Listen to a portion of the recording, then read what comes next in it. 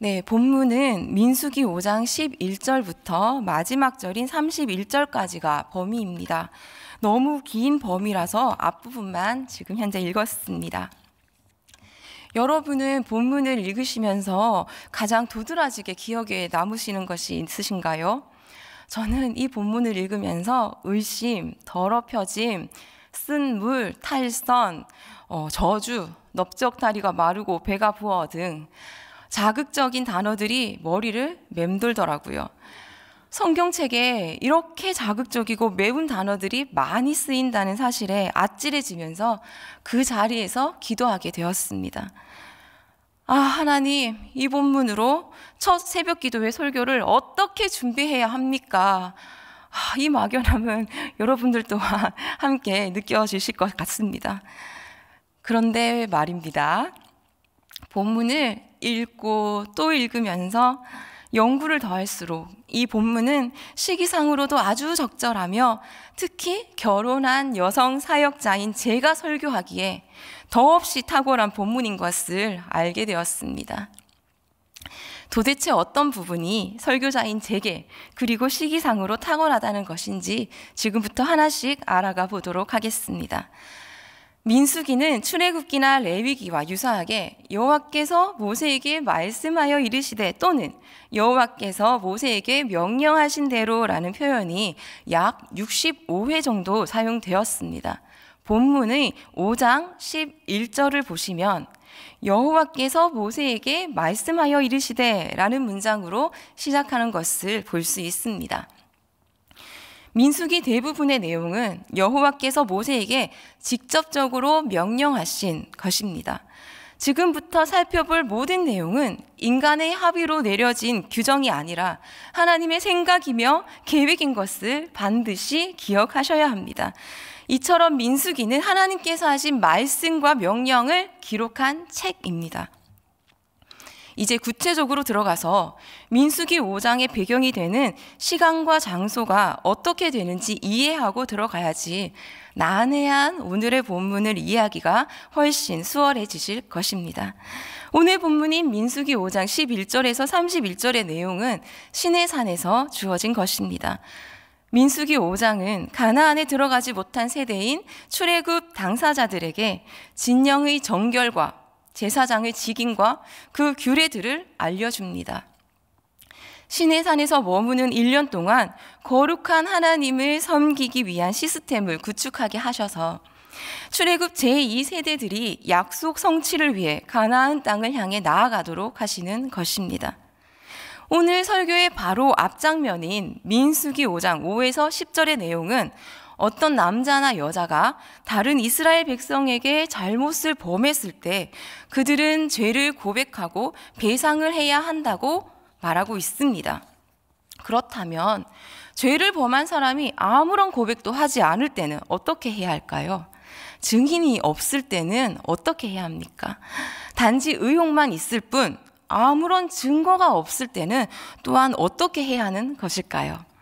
죄가 공동체 속에서 은밀하게 숨어 있다가 곪도록 방치될 수 있다는 의미일까요? 오늘의 본문은 아내의 간통을 밝히는 법이라고도 하며 질투의 율법 또는 의심의 법으로 불리는데요. 이것은 제사장의 역할을 통하여서 하나님이 이스라엘 속에서 실제적으로 활동하고 계시며 또 어떤 종류의 죄도 결코 하나님 소유의 거룩한 백성 사이에서 묵과될 수 없음을 보여줍니다. 하나님이 실제적으로 활동하고 계시며 어떤 종류한 죄도 묵과될 수 없다는 것입니다. 이제 한 구절씩 살펴보시면서 오늘 하나님이 우리에게 주시는 말씀을 알아가기 원합니다. 공동체의 목표는 불안을 없애고 신뢰를 바탕으로 한 안정적인 공동체를 구축하는 데 있습니다. 본문인 5장 12절에서 14절, 29절에서 30절을 교독하시겠습니다. 이스라엘 자손에게 말하여 그들에게 이르라. 만일 어떤 사람의 아내가 탈선하여 남편에게 시늘을 저버렸고 한 남자가 그 여자와 동침하였으나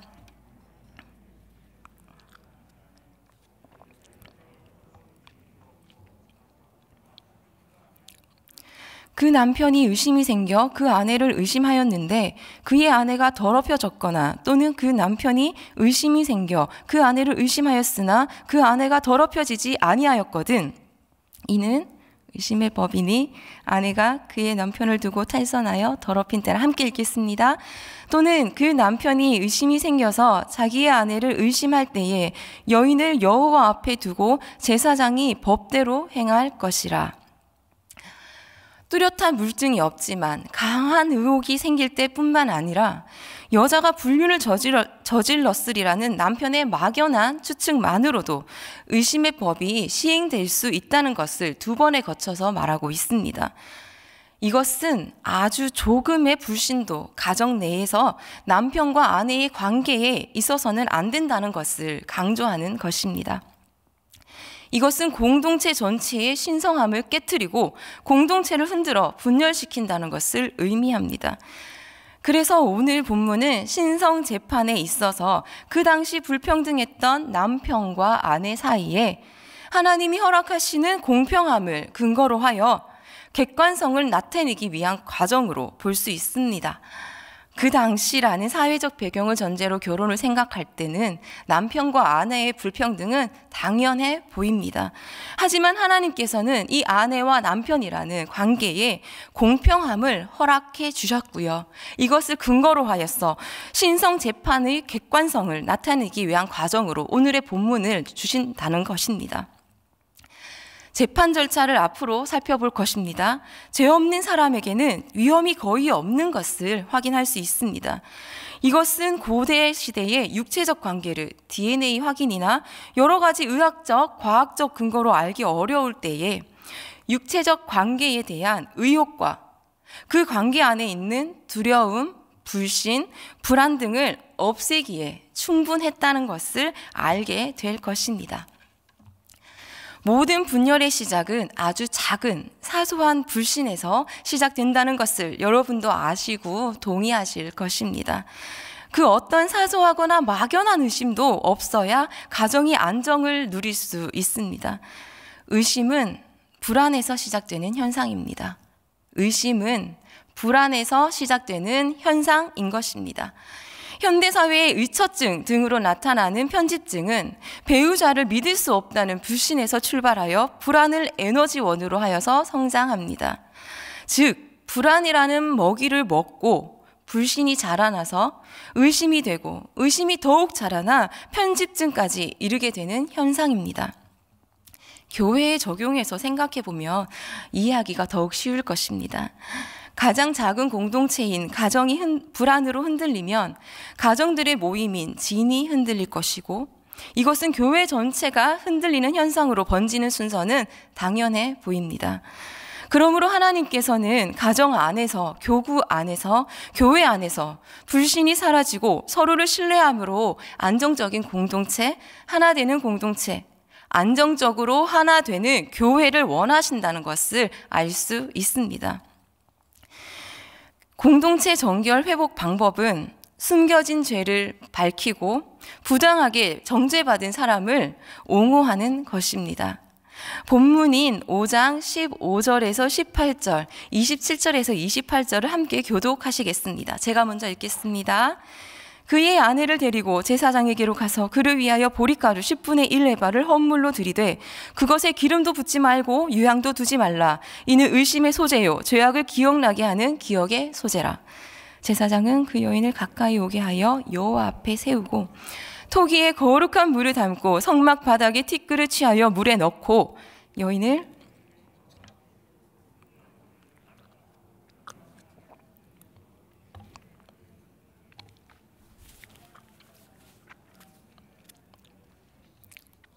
그 물을 마시게 한 후에 만일 여인이 몸을 더럽혀서 그 남편에게 범죄하였으면 그 저주가 되게 하는 물이 그의 속에 들어가서 쓰게 되어 그의 배가 부으며 그의 넓적다리가 마르리니 그 여인이 그 백성 중에서 저주거리가 될 것이니라. 함께 읽겠습니다. 그러나 여인이 더럽힌 일이 없고 정결하면 해를 받지 않고 임신하리라. 이 본문에서 실제 강조하는 것은 남편과 여자가 아니라 무죄와 유죄입니다. 의심의 법은 여자의 범죄를 밝혀내어 응징한다는 측면과 동시에 아무런 잘못 없이 의심을 받고 있는 여자의 무죄를 입증하여 그녀를 근거 없는 무고로부터 보호하여 준다는 측면이 있습니다. 사실 고대 가부장적 제도 아래에서 남편의 의심만으로도 한 여자는 남편의 사랑을 잃어버리고 가정과 사회에서 소외되는 불행을 겪을 수 있었습니다. 따라서 부당하게 의심을 받는 여인 편에서는 오히려 이 무고한 의심을 해결할 방도가 필요했습니다. 한마디로 이 의심의 법 규정은 여성들에게만 일방적으로 적용되는 불평등한 규정이 아니라 여성들의 권리나 주장이 억제될 수밖에 없었던 고대 사회 문화에서 오히려 적극적인 결백을 입증하고 그에 따른 권리 보호 장치로서 기능하는 것이었습니다. 그리고 의심의 법은 만에 하나 인간의 능력으로는 확인할 수 없는 죄가 이스라엘 진영 안에 있었다면 하나님의 신적 개입으로라도 이것을 제거하여 이스라엘 진영 전체의 정결을 회복하기 위한 것이었습니다.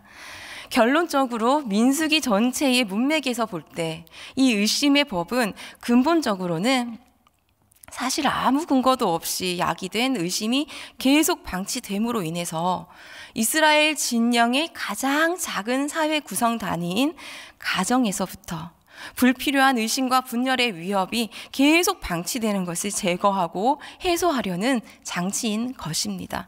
동시에 하나님이 직접 개입한 신적 정죄 과정을 공동체에 미리 경고하심으로써 기혼자들의 불륜을 사전에 방지하려는 예방책으로서의 의의가 더욱 큰 것입니다. 함께 5장 19절에서 26절, 31절을 읽으시면서 공동체 안에서 제사장의 역할에 대해서 한번 살펴보도록 하겠습니다. 제가 먼저 읽겠습니다. 여인에게 맹세하게 하여 그에게 이르기를 네가 네 남편을 두고 탈선하여 다른 남자와 동침하여 더럽힌 일이 없으면 저주가 되게 하는 이 스물의 해독을 면하리라. 그러나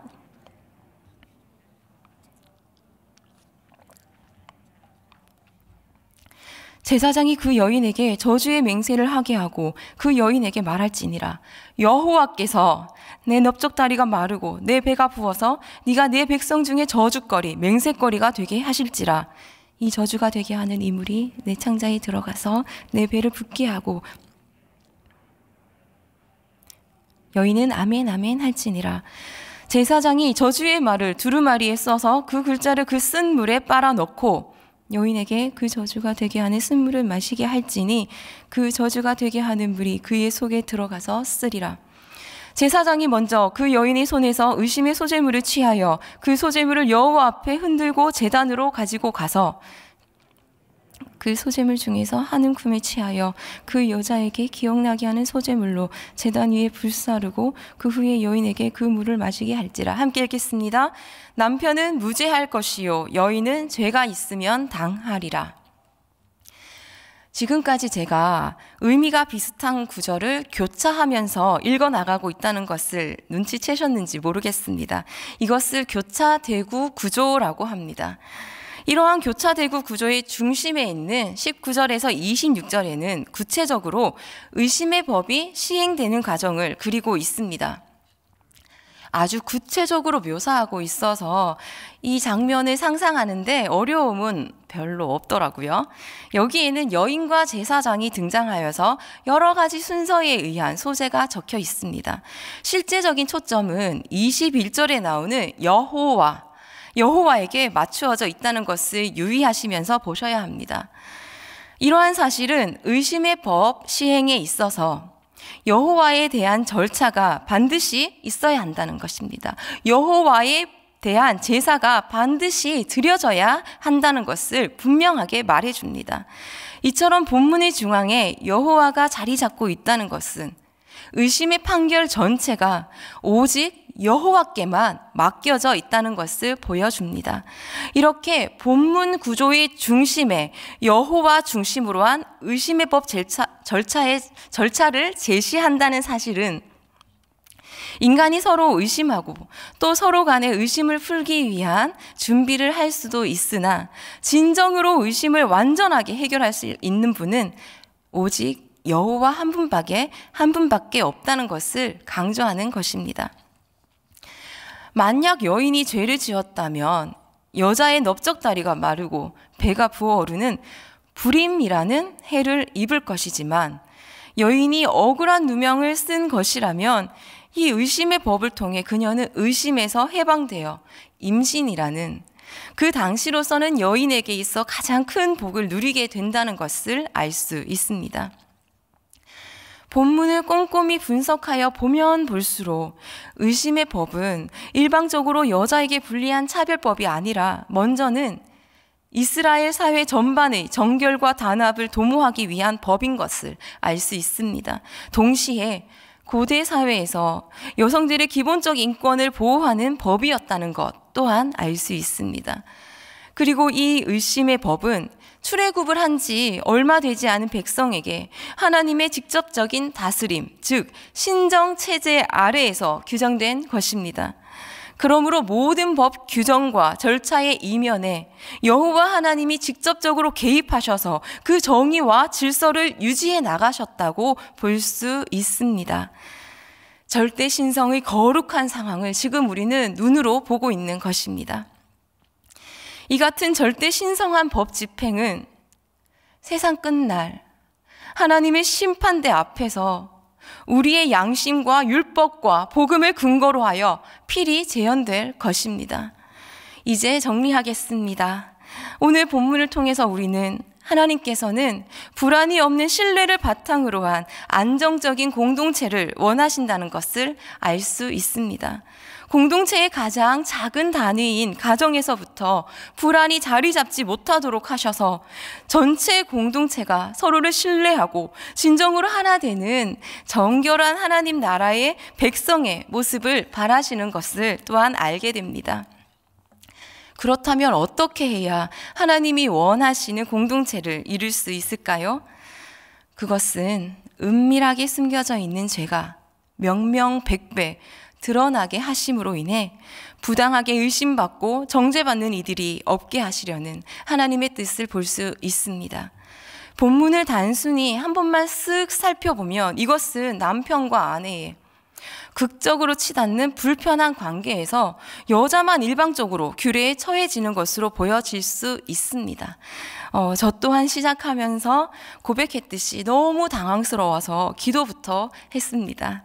그러나 찬찬히 살펴보시면 그 당시 여인들의 억울한 상황을 누구보다 마음 아파하시며 한 명의 억울한 사람도 생기지 않도록 하시려는 하나님의 구체적인 사랑의 방법을 알게 됩니다. 사람은 죄의 무서움을 알아야 합니다. 동시에 정결한 공동체 안에는 한 인생도 억울해서는 안 되는 것임을 보여주십니다.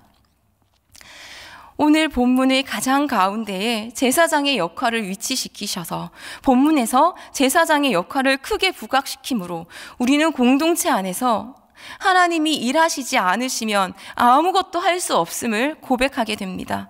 이스라엘 전체의 정결과 단합을 도모하기 위해서 인간의 노력은 부분적으로나마 이득을 가져올 수도 있습니다. 그러나 진정한 정결과 단합은 오직 하나님을 통해서만 이루어질 수 있다는 것을 깨닫는 우리 3.1교회 성도님들 되시길 바랍니다.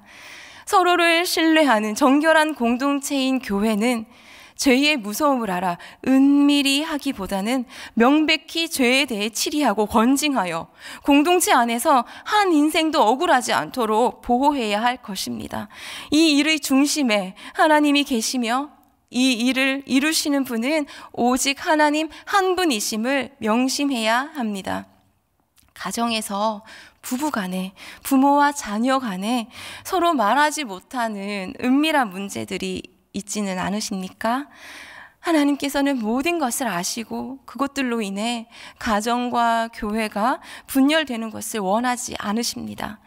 반드시 하나님의 방법으로 그 문제를 만지시고 해결하실 것입니다. 하나님 앞에서 저는, 여러분은 나는 어떤 자세로 지금 나아오고 있으십니까? 혹시 하나님을 기만하고 계시지는 않으실까요? 하나님과 나만 아는 죄가 있다면 하나님께 고백하고 회개하는 우리 가정, 우리 교회가 되길 간절히 원합니다. 그러므로 교회 안에서 서로를 신뢰하여 정결한 공동체, 머리이신 예수 그리스도 아래 한 몸을 이루는 우리 3일 교회가 되도록 함께 기도해야 할 것입니다. 함께 기도하시겠습니다.